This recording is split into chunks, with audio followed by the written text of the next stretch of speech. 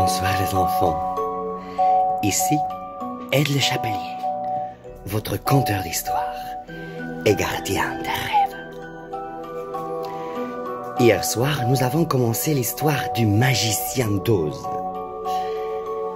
Nous avons rencontré notre amie Dorothée, qui avait parti envolée dans une tournade énorme avec sa maison et se retrouva au pays d'Oz.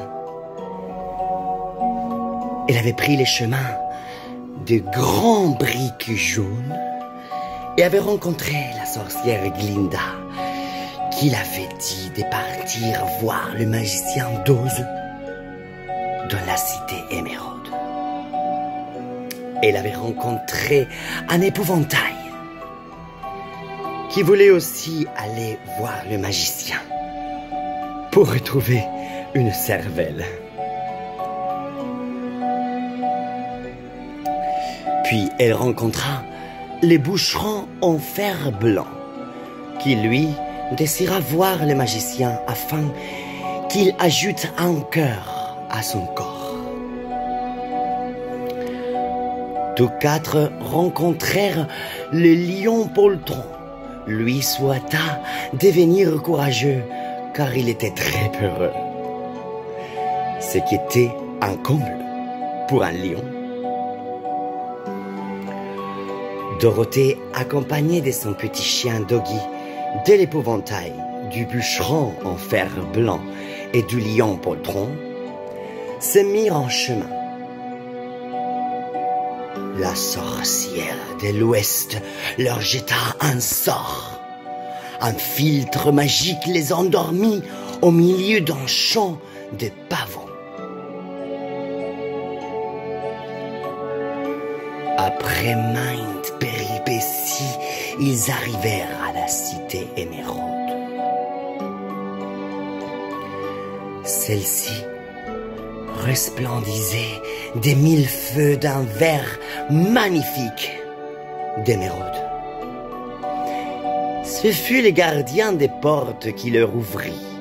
Il leur donna à chacun une paire de lunettes vertes pour qu'ils ne soient pas rendus aveugles par l'éclat éblouissant de la splendide cité. Mais avant de les présenter au tout-puissant magicien d'Oz, il leur expliqua que ces derniers pouvaient leur apparaître sous n'importe quelle forme.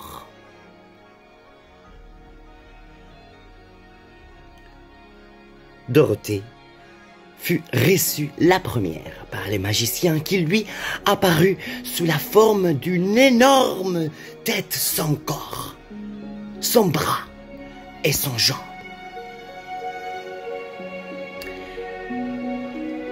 J'accepte de t'aider à retourner chez toi, mais en échange, tu dois tuer la sorcière de l'Ouest.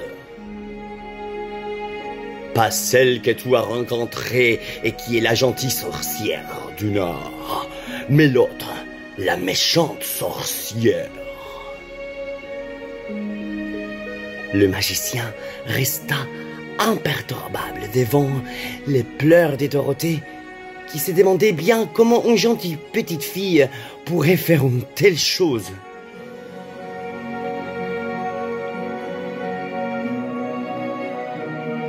Quand ce fut le tour de l'épouvantail, le magicien apparut sous la forme d'une belle jeune femme et il mit la même condition en échange de cervelle et de sagesse.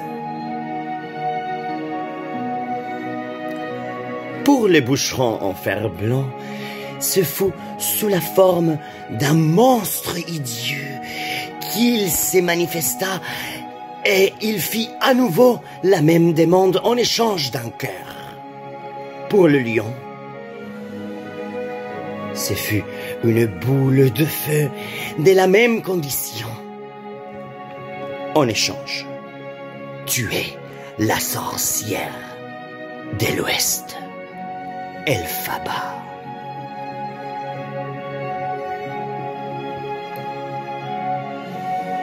Fin de l'histoire pour aujourd'hui. La suite, demain à 20 h. Maintenant, je vous invite à vous installer tranquillement dans votre lit. Et moi, je vais me multiplier en milliards d'aides les chapeliers. Et je vais aller partout la maison, surveiller qu'aucun monstre ni cauchemar ne vous rapproche pendant la nuit. Soyez tranquille, je vous protégerai, et si quelque chose voudrait vous rapprocher, je l'enfermerai dans mon chapeau magique.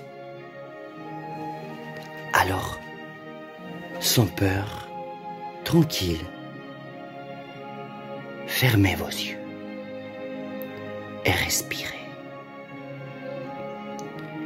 Relâchez tous vos muscles, de pied à la tête, tranquille. Et soyez prêts pour partir avec moi dans le monde des rêves.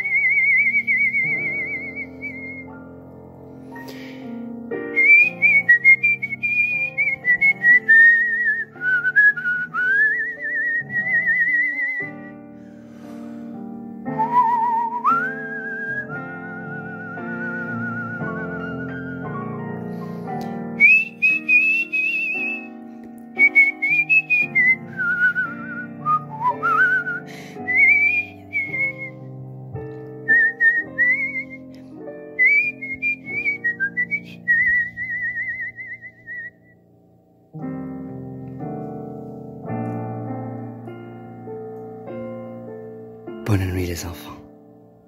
Faites des beaux rêves.